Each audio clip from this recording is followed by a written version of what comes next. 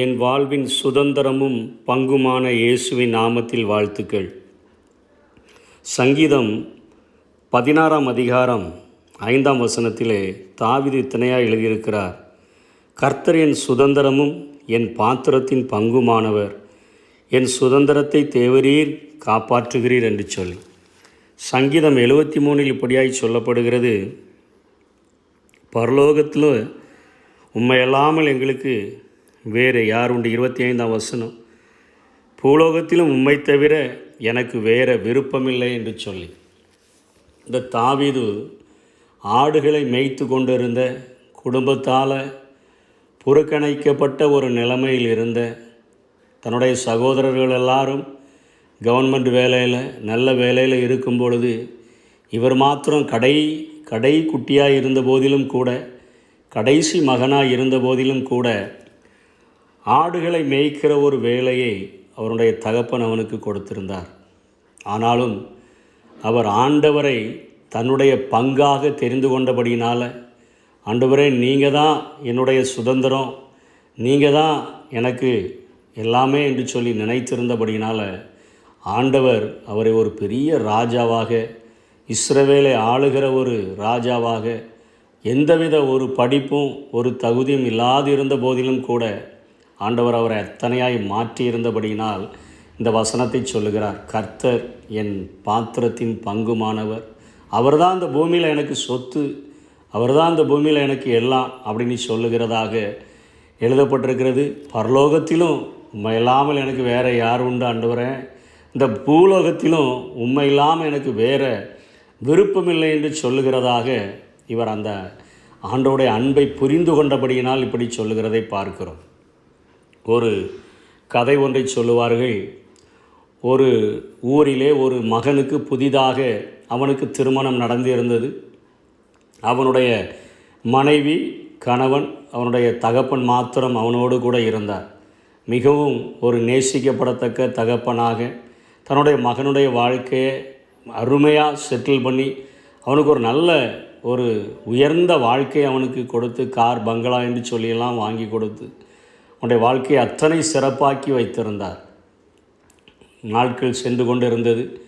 அவன் கம்பெனிக்கு செல்லும் போதெல்லாம் அப்பாவினிடத்தில் போய், அப்பா நான் வேலைக்கு சென்று வருகிறேன் என்று சொல்லும்போதெல்லாம் மனைவி பார்த்து கொண்டே இருந்தால், அநேக முடிவுகள் எடுக்க போகும் நேரமெல்லாம் தன்னிடத்தில் கேட்டு முடிவை எடுப்பதை பார்க்கிலும் தன்னுடைய தகப்பனிடத்தில் கடைசியான முடிவை பெற்றுக்கொள்கிறதை பார்த்து கொண்டே இருந்தால், எப்படியாகிலும் இந்த பெரியவரை நாம் வீட்டை விட்டு நாம் அனுப்பிவிடவில்லை என்று சொன்னால் நமக்குள்ளான உறவு பாதிக்கப்பட்டுவிடும் என்று நினைத்தவளாக ஒரு நாள் அந்த தீபாவளிக்கு தீபாவளி என்று சொல்லி கொண்டாடப்படுகிற அந்த நாட்களுக்கு முன்பாக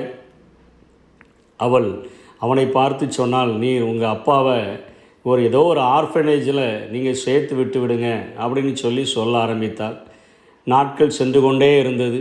அவள் அந்த பண்டிகை நெருங்க அவனை மிகவும் நெருக்க ஆரம்பித்தாள். எப்படியாகிலும் உம்முடைய அப்பாவை கொண்டு போய் நீ ஆர்ஃபனேஜில் கொண்டு வந்து விட்டுவிடு. பண்டிகைக்கு 1 நாள் 2 நாளுக்கு முன்பாக இருக்கும்போது ரொம்பவும் பிடிவாதமாக பேசிவிட்டார். உன்னுடைய தகப்பனார் இருந்தோம் என்று சொன்னால் இன்றைக்கு இந்த வருஷம் நாம் பண்டிகை கொண்டாட மாட்டோம், நீர் எப்படியாகிலும் அவரை கொண்டு விட்டு வந்தால் நாம் பண்டிகையை கொண்டாடுவோம், இல்லை என்றால் இல்லை என்று சொல்லி அழுத்தம் திருத்தமாக சொன்னபடியினால் அவனுடைய தகப்பனை அவன் பிரிய மனதில்லாமல் தகப்பனுடைய முகத்தை பார்க்கிறான், மனைவியினுடைய முகத்தையும் பார்க்கிறான். மனைவி இத்தனை கொடுமையாய் கட்டளையிட்டு விட்டால் தகப்பன் ஒரு இன்னோசென்டாக அப்படியே உட்கார்ந்து கொண்டிருக்கிறார். அவன் அப்பாவிடத்தில் சொல்லுகிறான், அப்பா அந்த பண்டிகைக்கு அந்த நாள் பிறந்த அந்த காலை வேளையில் அவங்க அப்பாவை பார்த்து சொல்லுகிறான், உங்கள் பேக் எல்லாமே எடுத்து வைங்க, உங்கள் திங்ஸ் எல்லாம் ஒரு பெட்டியில் எடுத்து வைங்க, நம்ம இப்படிப்பட்ட ஒரு இடத்துக்கு போகிறோன்னு சொன்னோடனே அவங்க அப்பாவுக்கு புரிந்து விட்டது. வயதானவர் எளிதாக புரிந்து கொண்டார். அவருடைய ட்ரெஸ்கள் அவருக்கு தேவையானவைகளை எடுத்துக்கொண்டார். அவரை காரில் ஏற்றிக்கொண்டு ஒன்றும் பேசவில்லை. வேகமாக கொண்டு போய் ஒரு ஃபாதர் இருக்கக்கூடிய ஒரு ஆர்ஃபனேஜில் கொண்டு போய் அந்த வாகனத்தை நிறுத்தினான்.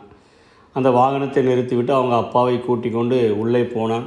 அந்த ஃபாதர் இடத்துல, ஃபாதர் நீங்கள் இந்த ஃபார்ம் எல்லாமே எடுத்து வைங்க, எங்கள் அப்பாவுடைய லக்கேஜ் எல்லாமே பின்பாக இருக்கிறது, காரில் இருக்கிறது, நான் எடுத்துக்கொண்டு வருகிறேன் என்று சொல்லிவிட்டு அவன் கடந்து சென்று விட்டான்.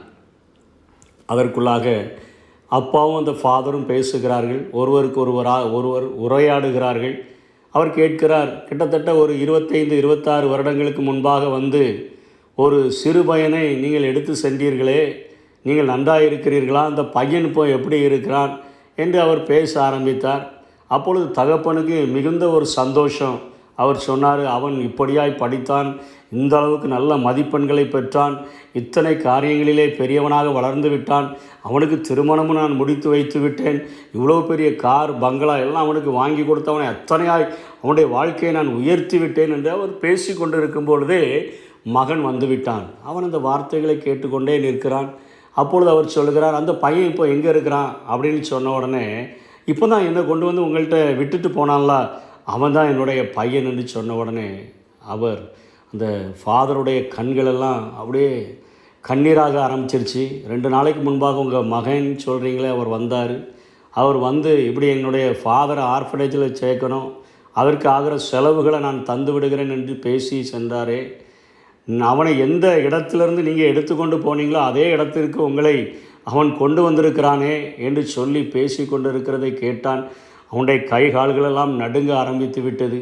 அவன் ஓடோடி வந்தான், தன் தகப்பனுடைய காலை பிடித்து கொண்டு சொன்னான், அப்பா, நான் இருக்க வேண்டிய இடத்துல நீர் என்னை இத்தனையாய் ஆசீர்வாதங்களை கொடுத்து, நல்ல படிப்பை கொடுத்து, நல்ல ஒரு வாழ்க்கையை கொடுத்து, நல்ல ஒரு அந்தஸ்தை கொடுத்து என்னை உருவாக்கி இருக்கிற உங்களை கொண்டு போய் நான் இந்த ஆர்ஃபனேஜில் உங்களுக்கு மகனாக இல்லாத போதிலும் கூட இத்தனையாய் நேசம் வைத்து என்னை வளர்த்தி என்னை இத்தனையாய் ஆளாக்கி இருக்கிறீங்களே, உங்களை கொண்டு போய் நான் இப்படிப்பட்ட ஒரு ஆர்ஃபனேஜில் உங்கள் சொத்துக்களையெல்லாம் எனக்கு தந்திருந்தும் கூட அதை நான் எடுத்துக்கொண்டு நான் உங்களுக்கு சேர்க்க வந்து விட்டேனே, என்னை நீங்கள் மன்னித்து விடுங்களப்பா, நீங்கள் தான் இந்த உலகத்தில் எனக்கு சொத்து, நீங்கள் தான் இந்த உலகத்தில் எனக்கு பங்கு, நீங்கள் தான் இந்த உலகத்தில் எனக்கு சுதந்திரம், நீங்கள் ஒருத்தர் எனக்கு போதும், நீங்கள் என்னோடு கூட வாங்க, யார் என்ன சொன்னாலும் பரவாயில்லை, நீங்கள் என்னோடு கூட தான் இருக்கணும்.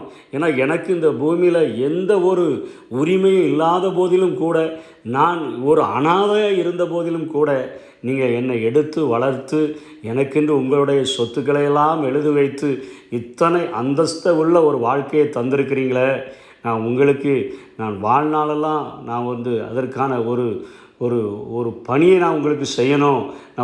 நீங்கள் தான்ப்பா இந்த உலகத்தில் உள்ள எல்லா பொருட்களை பார்க்கிலும், நான் பார்க்கிற எல்லா ஆடம்பரங்களை பார்க்கிலும், நான் பார்க்கிற எல்லா சொத்துக்களை பார்க்கிலும் எனக்கு பிரதானமான சொத்து நீங்கள் தான் என்று சொல்லி தன்னுடைய தகப்பனை அப்படியே காரில் மிகவும் கண்ணீரோடு அன்போடு கூட கூட்டி சென்றான். இதை தாவீது உணர்ந்திருந்தபடியினால தான் இந்த சங்கீதத்தில் அவர் சொல்லுகிறார், கர்த்தர் தான் என் சுதந்திரம். ஒரு பெரிய ராஜா, அவனுக்கு ஒரு பெரிய ஆளுகை கொடுக்கப்பட்டிருக்கிறது, அத்தனையாய் ஜனங்கள் கொடுக்கப்பட்டிருக்கிறார்கள், ஒரு பெரிய ஒரு தளபதி போர்களை நடத்தக்கூடிய ஒரு பெரிய தளபதி இருக்கிறான், ஒரு பெரிய சக்கரவர்த்தியாய் திகழ்கிற தாவீதுக்கு மற்ற எந்த ஒரு பொருள்கள் மேலேயும், எந்த ஒரு ராஜ்யத்தின் மேலேயும், எந்த ஒரு செல்வங்களின் மேலேயும் நாட்டம் போகலை.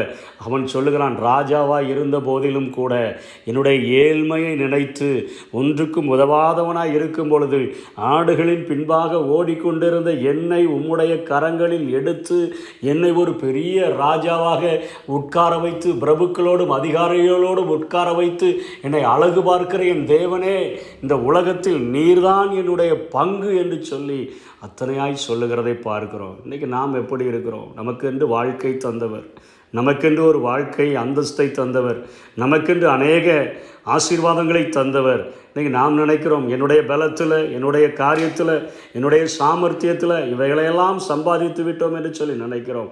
அவைகளை சம்பாதிப்பதற்கு தேவையான பலத்தையும் அதற்கு தேவையான பாதுகாப்பையும் நமக்கு தந்து இன்றைக்கு வரையிலும் நம்மை பாதுகாக்கிற ஒரு ஆண்டவர் நமக்கு பங்காக இருந்தார் என்று சொன்னால், அவரே என்னுடைய பங்கு என்று சொல்லி நாம், அவரே என் சுதந்திரம் என்று சொல்லி நாம் அழைத்தோம் என்று சொன்னால், இப்படிப்பட்ட ஆசீர்வாதங்களை மாத்திரமல்ல, இம்மையில் மாத்திரமல்ல, மறுமையிலும் நமக்கு ஆசீர்வாதங்களை தந்து, அந்த சங்கீதக்காரன் சொல்லுகிறது போல பரலோகத்திலும் நீங்கள் தான் என்னுடைய பங்கு, நீங்கள் தான் என்னுடைய சுதந்திரம் என்று சொல்ல முடியும். அப்படிப்பட்ட கிருபைகளை ஆண்டவர் தாமே நமக்கு தந்தருள்வாராக. ஆமென். என் உள்ளத்தின் பலனே நீர்தானையா, எனக்குரிய பங்கும் என்றென்றும் நீர்தானையா,